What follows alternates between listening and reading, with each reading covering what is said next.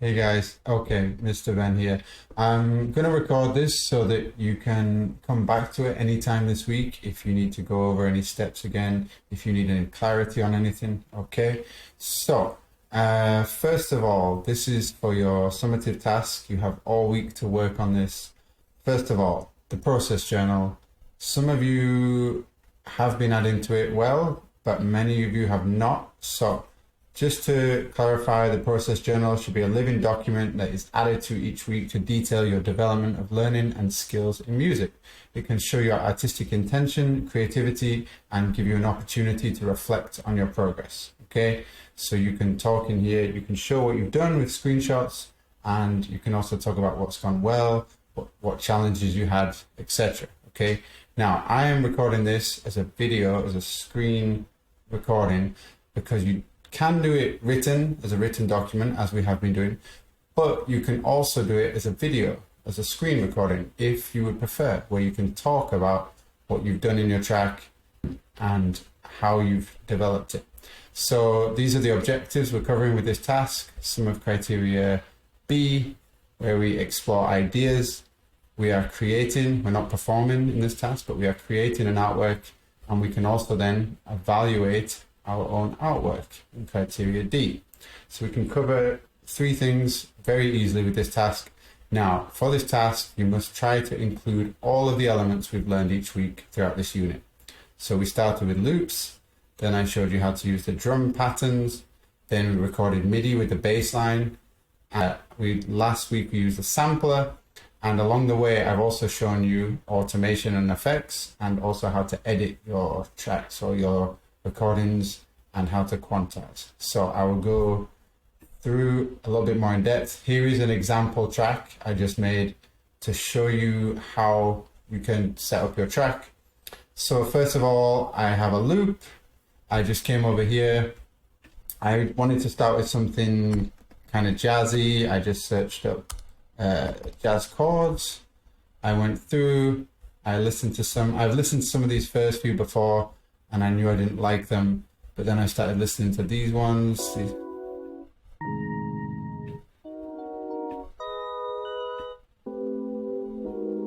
Ooh. So I kind of like this one. And remember, you can also favorite or heart things, so you can come back to them and find them again very easily. So this one, I just dropped in the track here. Okay, so let's just minimize this. This is what you can hear here. Okay, then I decided I wanted to add drums next. This is how I wanted to do it. So I went to add new track, drums. There's a new feature, but we can look at that later. I just went to the patterns beat maker, as you know, and I actually knew the drum kit I wanted to use because I've been playing around just finger drumming with the keys on the laptop. Found a kit I liked. So if I click on this one, so I kind of just played around a little bit first.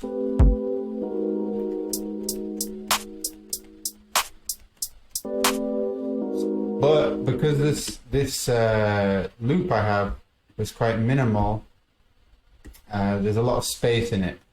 So you might have seen I took my tempo down to 92. There's a lot of space you can see here with the chords. There's some sound and then the space. I opened up this kit, went to the patterns, and I just started playing and programming in the drums. Obviously, 99% of the time you want to put a kick on the 1. Snares are still 5 and 13, as we did previously. Hi-hats are still odd numbers, but then you can see I put a triplet here, I missed a couple odd numbers, and then I put a couple more triplets, another triplet. So then I just duplicated this. So, and just not even so many kicks. You can see like 4 kicks in my first pattern, another 4.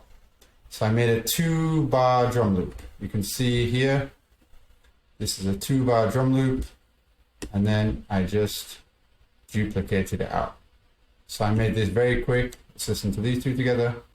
Now I want to bring my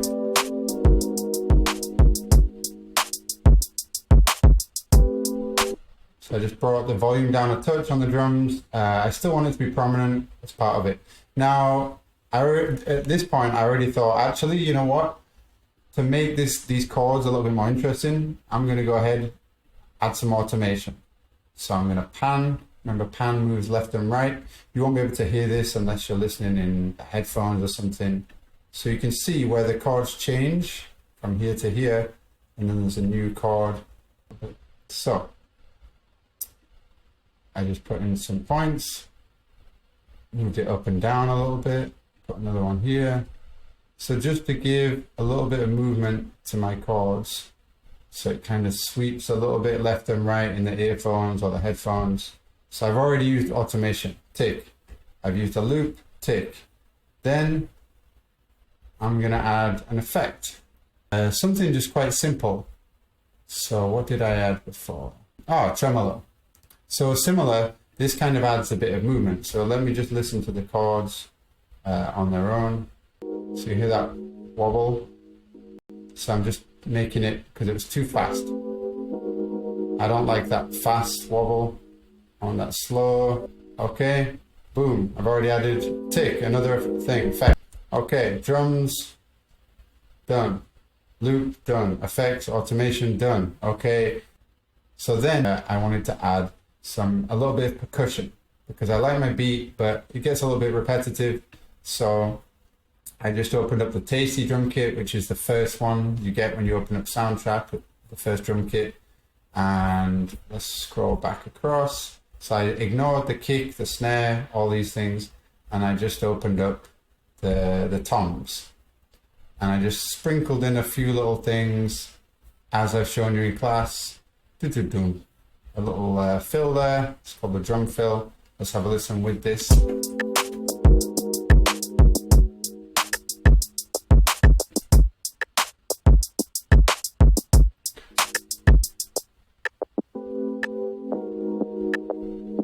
Now this is a little bit loud for me, so I'm actually going to turn this down a fair bit because I want the main drums to be the more prominent.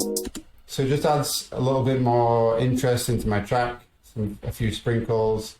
Then I made my bass line. Now this is where, I'll be honest, it was tricky to add the bass line. You can add a loop as a bass line if you like.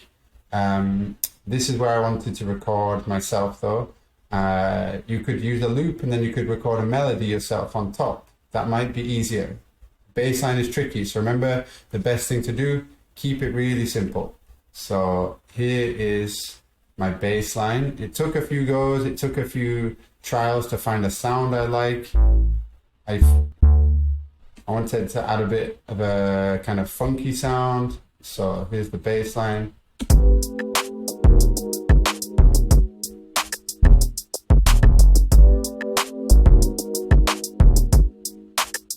So it's a little bit loud.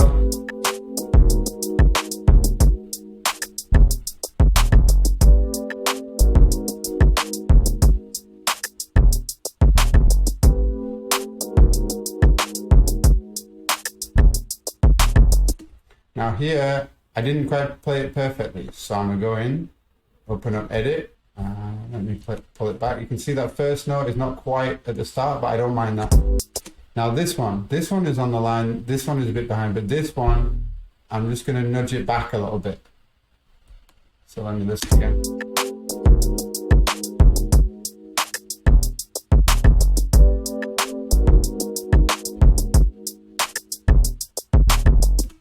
So it was just 3 notes, and most of it is just one note. Bom, bom, bom, bom, bom, bom, bom. Pretty simple. There's my bass line. So I already edited. I did some editing there. I tried Quantize, and you can say this. Maybe you use Quantize. Maybe you try it. I tried it. I didn't like it, so I undid it.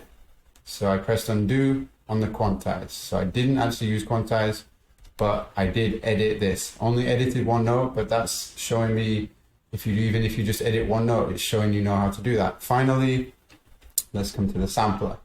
So I went to add new track. You should know by now, sampler is at the bottom here. So click sampler. I didn't want to import a file. I wanted to use one directly in Soundtrap to speed things up a little bit. So I went over here to vocal. So I came over here, I scrolled down, I went past all this stuff, just searched up vocal.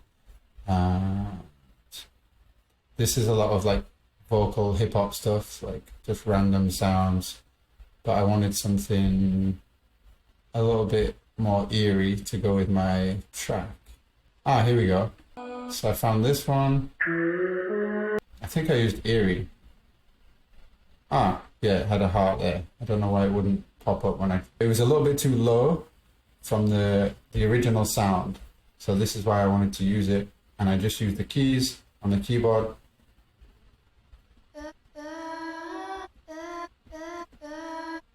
So I'll show you what I did. Just over here, let's solo this.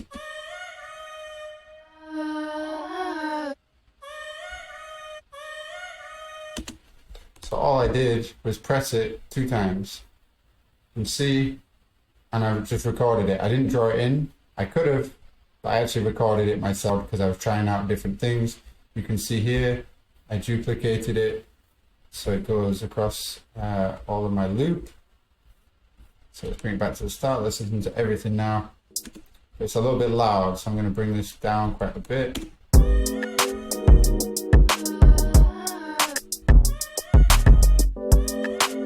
And I threw some effects on it.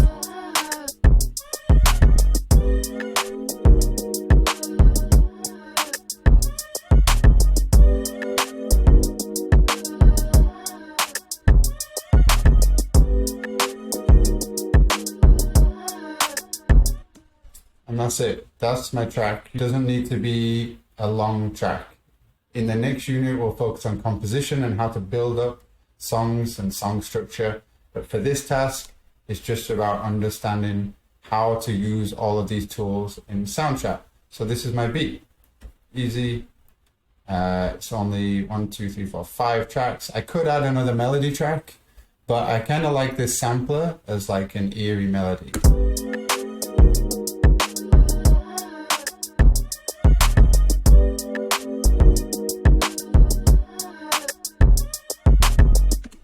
Okay, there we go.